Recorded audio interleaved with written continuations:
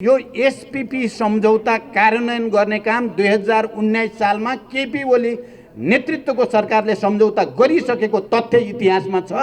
यो कुरा हामी सबैले बुझ्न जरुरी छ। एसपीपी भन्ने हुँदैछ रे, ल सैनिक सम्झौता हुँदैछ रे भनेर भइ नै सक्यो रे भने जस्तो गरी प्रचार गरिएको छ। बिल्कुल झुटो। म गठबन्धनको एउटा नेताको हैसियतले र प्रधानमन्त्रीसँग र गठबन्धनमा हाम्रो भएको छलफलमा त्यस्तो कुनै सम्झौता भएको छैन। सम्झौता त्यस्तो कुनै सैन्य सम्झौता हुने छैन, यो घोषणा म यहाँबाट गर्न चाहन्छु। कुनै हुने छैन। प्रधानमन्त्रीजीले म कुनै पनि हालतमा त्यस्तो खालको सम्झौतामा जान्न भनेर त्यो कमिटमेन्ट उहाँले पनि गर्नुभएको छ। देशलाई फेरि एकचोटि प्रतिगमनतिर, निरङ्कुशतातिर, पछाडि फर्काएर एउटा अराजकतातिर लान चाहने बडो अहङ्कारी दम्भी प्रवृत्ति देशमा देखा पर्यो। कतै यसलाई परास्त गर्नै पर्छ भनेर नै हामीले एउटा गठबन्धन निर्माण गरेका हौँ।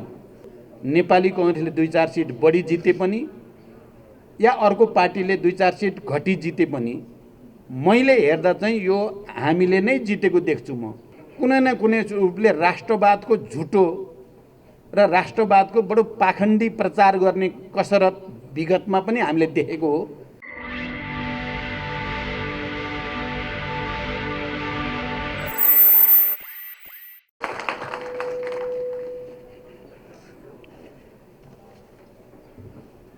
धन्यवाद कार्यक्रमका सञ्चालक कमरेडलाई।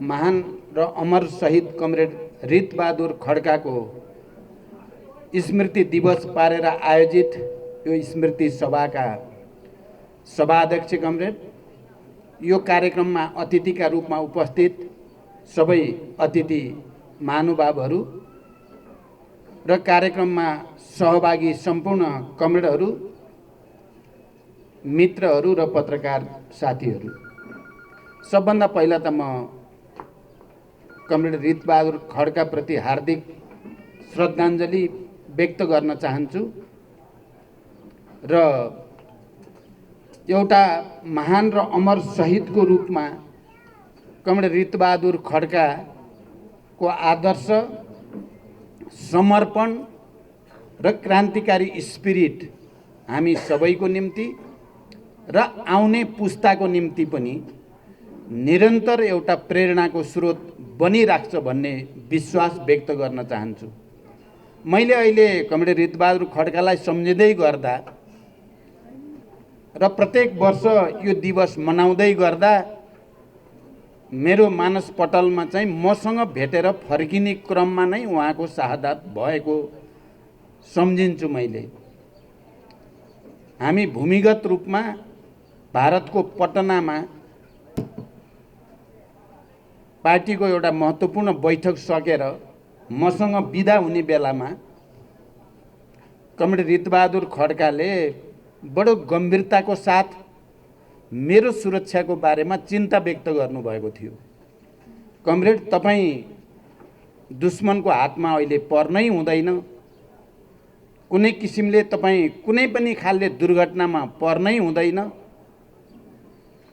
तपाईँ रहँदा मात्रै यो पार्टी र आन्दोलनले एकपछि अर्को सफलता हासिल गर्छ भनेर मलाई उत्प्रेरित गर्दै हुनुहुन्थ्यो र मेरो सुरक्षाको बारेमा गम्भीर चासो, चिन्ता उहाँले व्यक्त गर्नुभएको थियो। त्यही ठाउँ र त्यही घटनाक्रम मलाई ताजा भएर स्मरण हुन्छ। उहाँलाई श्रद्धाञ्जली व्यक्त गर्दै गर्दा मलाई त उहाँले सुरक्षित हुनुपर्छ तपाईँ भन्नुभयो, किनकि मैले कमरेड रितबहादुर खड्का एउटा बहुआयामिक प्रतिभाको धनी, चम्किलो ताराको रूपमा साहित्यिक आकाशमा पनि उदाउँदै गरेको र रितबहादुर खड्काको रूपमा पार्टीको एउटा क्रान्तिकारी उत्तराधिकारीको रूपमा पनि विकसित हुँदै गरेर यो देशको एउटा सपुतको रूपमा र भोलिको एउटा महत्त्वपूर्ण नेतृत्वको अभिभारा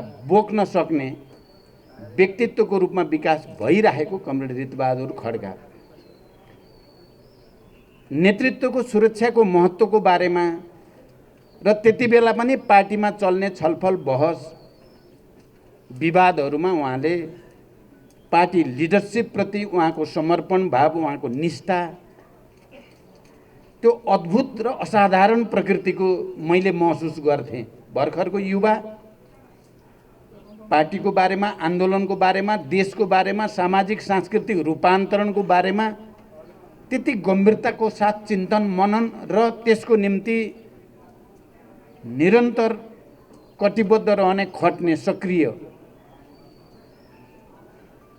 उहाँ जानुभयो। तर हुँदो के रहेछ भने जीवितहरू त जीवित रहँदासम्म उनीहरूको जीवनले के मोड लिन्छ, के लिँदैन भन्ने कुराको ग्यारेन्टी हुँदो रहेनछ। तर कमरेड ऋतबहादुर खड्का जस्ता शहीदहरू त निरन्तर परिवर्तनको निम्ति, निरन्तर एउटा आदर्शको निम्ति, उद्देश्यको निम्ति जीवित मानिसहरूलाई दिशानिर्देश गरिराख्ने एउटा पात्र हुनुहुँदो रहेछ, हुन जाँदो रहेछ। कमरेड ऋतबहादुर खड्का त्यस्तै पात्र मध्ये हुनुहुन्छ। अहिले हामी सबैको निम्ति पनि हाम्रा महान शहीदहरू, महान जनयुद्धका क्रमका या ऐतिहासिक जनआन्दोलनका क्रमका या सामाजिक रूपान्तरणको क्रममा शहादत प्राप्त गर्ने ती सबै हजारौं शहीदहरूले हामीलाई आफ्नो उद्देश्यप्रति जतिसुकै जटिल, कठिन र चुनौतीपूर्ण क्षणमा पनि अगाडि बढिराख्न प्रेरित गर्छन्। र हामीले यस्ता श्रद्धाञ्जली या स्मृति सभाहरूमा त्यही प्रेरणा लिने र आफ्नो उद्देश्यमा अगाडि बढिराख्ने कमिटमेन्ट, एउटा प्रतिबद्धता व्यक्त गर्ने गर्छौँ। र आजको दिन पनि हामी कमरेड ऋतबहादुर खड्कालाई स्मरण गर्दै गर्दा त्यही प्रतिबद्धता, त्यही सङ्कल्प हामीले लिएका छौँ। अघि हाम्रो पार्टीका केन्द्रीय समितिका सहयोद्धा, दोलखाका इन्चार्ज र कमरेड ऋतबहादुर खड्काका परिवारको हैसियतले पनि कमरेड देवी खड्काले केही कुरा राख्नुभयो। दोलखामा पार्टीलाई, आन्दोलनलाई, सामाजिक रूपान्तरण र परिवर्तनको प्रक्रियालाई निरन्तर निर्देश चाहिँ कमरेड ऋतबहादुर खड्काले दिइराख्नु भएको छ भनेर बिल्कुल ठिक कुरा भन्नुभयो। म यस सन्दर्भमा दोलखा जिल्ला पार्टीलाई र दोलखा काठमाडौँ सम्पर्क समन्वय समितिलाई पनि यो कार्यक्रमको यो रूपमा आयोजनाको निम्ति धन्यवाद भन्न चाहन्छु।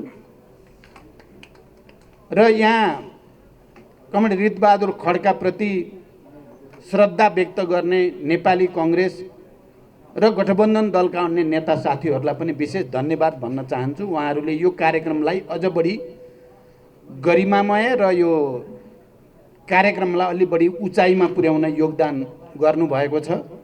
आज यो कार्यक्रम खाली स्मृति दिवसको रूपमा मात्रै नभएर कमरेड ऋतबहादुर खड्काको यो स्मृति दिवसलाई दोलखा जिल्लामा स्थानीय निर्वाचनमा निर्वाचित जनप्रतिनिधि र अन्य निर्वाचनमा प्रतिस्पर्धा गर्ने कमरेडहरूलाई पनि सम्मान गर्ने जो कार्यक्रम राख्नुभयो र यसको एउटा विशिष्ट अर्थ र महत्त्व रह्यो भन्ने मैले ठानेको छु। यसको निम्ति पनि दोलखा जिल्ला पार्टी र सम्पर्क समन्वय समितिलाई विशेष धन्यवाद भन्न चाहन्छु। हामीले हरेक वर्ष यस्ता स्मृति दिवस मार्फत शहीदहरूप्रति सम्मान व्यक्त गर्दै गर्दा देशको राजनीतिक घटनाक्रम पनि सधैँ एउटै रहेको हुन्न। फरक फरक परिस्थितिमा हामीले श्रद्धा र सम्मान व्यक्त गर्ने गर्छौँ। अहिले पनि हामी एउटा विशिष्ट परिस्थितिबाटै गुज्रेका छौँ, हामी सबैलाई थाहा भएकै कुरा हो। हजारौं शहीदहरू र लाखौं करोडौं जनताको रगत पसिनाबाट आएको परिवर्तन, संघीय लोकतान्त्रिक गणतन्त्र, संविधान, समावेशी समानुपातिक प्रतिनिधित्व प्रणाली जस्ता दूरगामी महत्त्वका परिवर्तनमाथि गत साल नराम्रोसँग प्रहार भयो सरकारको तर्फबाट र त्यो प्रहारका विरुद्ध हामी लड्नुपर्ने, आन्दोलित हुनुपर्ने, जनतालाई अपिल गर्नुपर्ने र हर हालतमा देशलाई फेरि एकचोटि प्रतिगमनतिर, निरङ्कुशतातिर पछाडि फर्काएर एउटा अराजकतातिर लान चाहने बडो अहङ्कारी, दम्भी प्रवृत्ति देशमा देखा पर्यो। कतै यो अहङ्कार र दम्भ देशमा फासिजमतिर लाने त होइन भन्ने चिन्ता पनि बुद्धिजीवीहरूले, पत्रकारहरूले, आम राजनैतिक दलका नेता कार्यकर्ताहरूले पनि व्यक्त गरेको स्थिति थियो। हामी सबै त्यही प्रक्रियामा यो प्रतिगमन र निरङ्कुशताका विरुद्ध, यो अहङ्कार र दम्भका विरुद्ध जसले देशलाई फेरि दुर्घटनातिर धकेल्ने मनसाय राखेको छ, यसलाई परास्त गर्नै पर्छ भनेर नै हामीले एउटा गठबन्धन निर्माण गरेका हौँ। र त्यो गठबन्धन मार्फत संविधानको रक्षा, सङ्घीय लोकतान्त्रिक गणतन्त्रको रक्षा, समावेशी समानुपातिकताको रक्षा र यो राष्ट्रको रक्षा गर्ने उद्देश्यका साथ हामीले गठबन्धन गऱ्यौँ। र गठबन्धन गरिसकेपछि त्यो प्रतिगमनको प्रवृत्ति परास्त भयो, संविधानको रक्षा भयो, गणतन्त्रको रक्षा भयो, लोकतन्त्रको रक्षा भयो र हामी अगाडि बढ्दै भर्खरै स्थानीय तहको निर्वाचन सफलताका साथ सम्पन्न भयो। मैले, तपाईहरुले सुन्नुभएको होला, मैले प्रतिनिधि सभामा सदनमा बोल्दा पनि र बाहिर सार्वजनिक कार्यक्रममा नि भन्ने गरेको छु, यो निर्वाचनमा हाम्रो लागि र अझ माओवादी केन्द्रको अध्यक्षको हैसियतले र यो परिवर्तन ल्याउनको लागि हजारौं शहीदहरूको बलिदान र त्यो बलिदानपूर्ण लडाईँको नेतृत्व गरेको नाताले, संविधान सभा र सङ्घीय लोकतान्त्रिक गणतन्त्रको संविधान निर्माणको निम्ति नेतृत्व गरेको नाताले पनि कुन पार्टीले कति जित्यो भन्ने त्यति ठुलो कुरा होइन भनेको छु मैले। ठुलो कुरा निर्वाचन यही संविधान अन्तर्गत सफलताका साथ सम्पन्न भयो। यसैमा हामी सबैले गर्व गर्नुपर्दछ, किनकि यसलाई भाँचकुच पार्ने, यो संविधानलाई फेरि एकचोटि च्यातेर चाहिँ अराजकता र निरङ्कुशतातिर देशलाई लैजान चाहने प्रवृत्ति परास्त भएको छ, परिवर्तनको पक्षधरको विजय भएको छ। र मैले भन्ने गरेको छु, नेपाली कांग्रेसले 2-4 सिट बढी जिते पनि या अर्को पार्टीले 2-4 सिट घटी जिते पनि मैले हेर्दा चाहिँ यो हामीले नै जितेको देख्छु म। जुनसुकै पार्टीहरूबाट दलित, महिला, जनजाति, मधेसी प्रतिनिधित्व हुँदा पनि मैले चाहिँ के ठान्ने गर्छु भने यो हाम्रो लडाईँकै जित हो भन्ने म ठान्छु।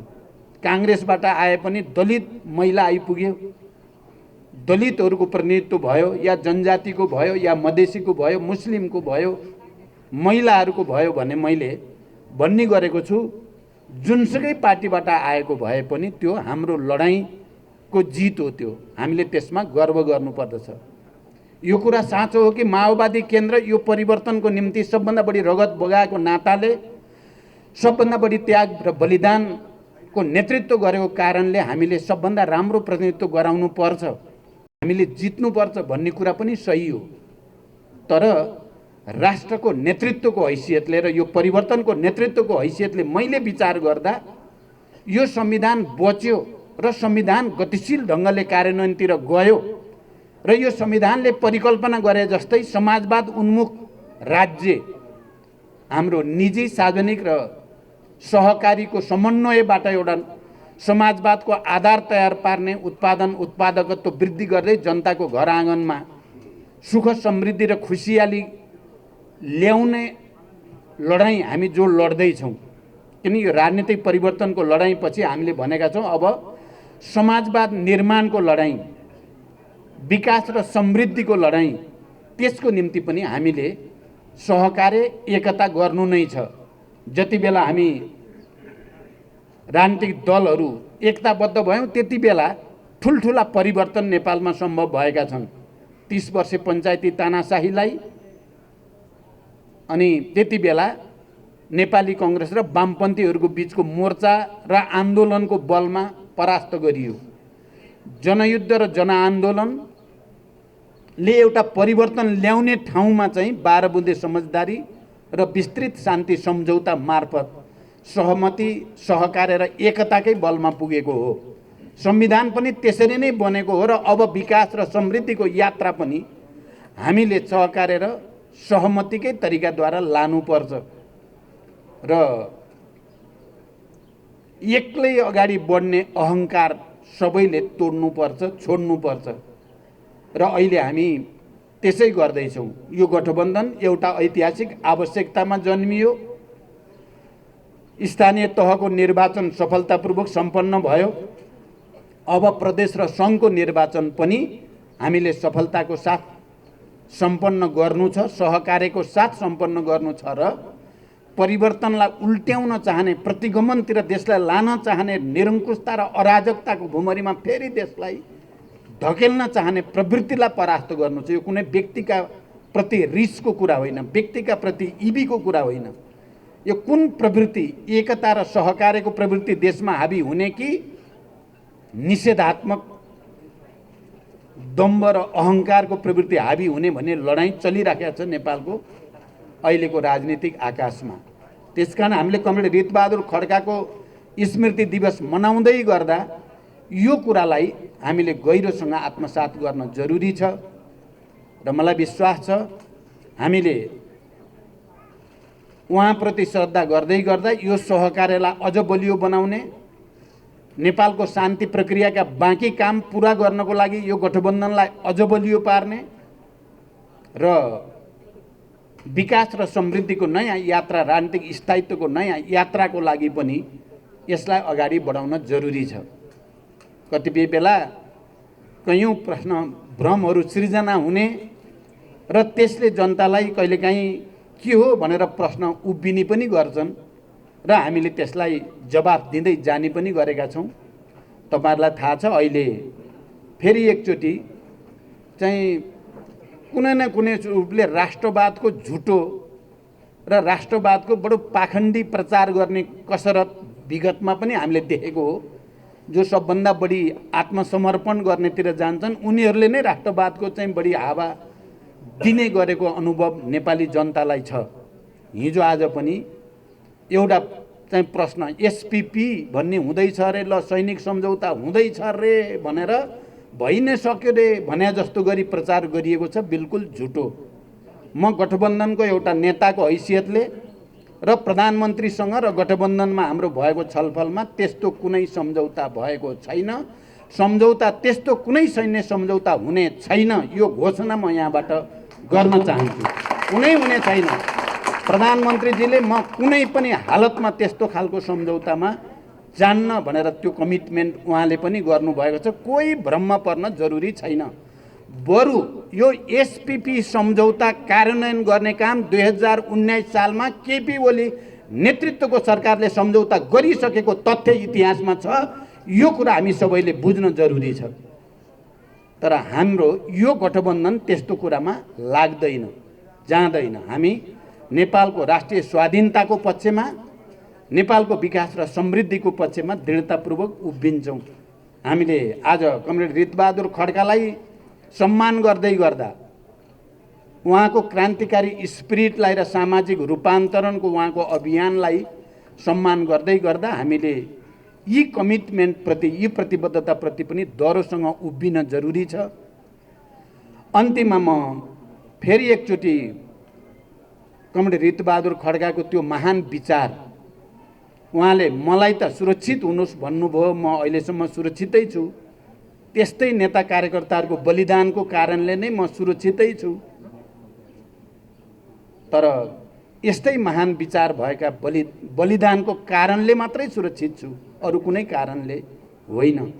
यस अर्थमा म उहाँलाई फेरि हार्दिक सम्मान र श्रद्धा व्यक्त गर्दै र दोलखामा कमरेड ऋतबहादुर खड्कालाई सम्झँदै तपाईहरूले पार्टीमा पैदा गरेको एकता, निर्वाचनमा गठबन्धनलाई सफल पार्न गरेको पहल कदमी र राम्रो मतसहित अहिले ओडाको हिसाबले त तपाईहरू धेरै माथि पुग्नु भएको छ। देशैभरि पनि यसको सन्देश गएको छ, दोलखाको सन्देश देशभरि गएको छ। अहिले राम्रो सन्देश दिने केही जिल्लाहरूमध्ये दोलखा पर्छ अहिले। त्यसको लागि म दोलखाका सबै नेता साथीहरू, कार्यकर्ता साथीहरूलाई विशेष धन्यवाद भन्न चाहन्छु, बधाई भन्न चाहन्छु। निर्वाचित जनप्रतिनिधि र यो अभियानमा सङ्घर्ष गर्ने सबै साथीहरूलाई पनि बधाई र धन्यवाद भन्न चाहन्छु। केही ठाउँहरू त्यस्ता भए अहिले हामीले चाहिँ प्रेरणा लिन सक्ने, त्यसमध्ये एउटा दोलखा हो। म साथीहरूलाई अझ अगाडि बढ्न, गठबन्धनलाई अझ बलियो पार्न, विगतमा भएका कमी कमजोरीबाट शिक्षा लिएर अगाडि जान विशेष आग्रह पनि गर्न चाहन्छु र सबैलाई बधाई र शुभकामना भन्दै बिदा हुन्छु। धन्यवाद। अभिवादन।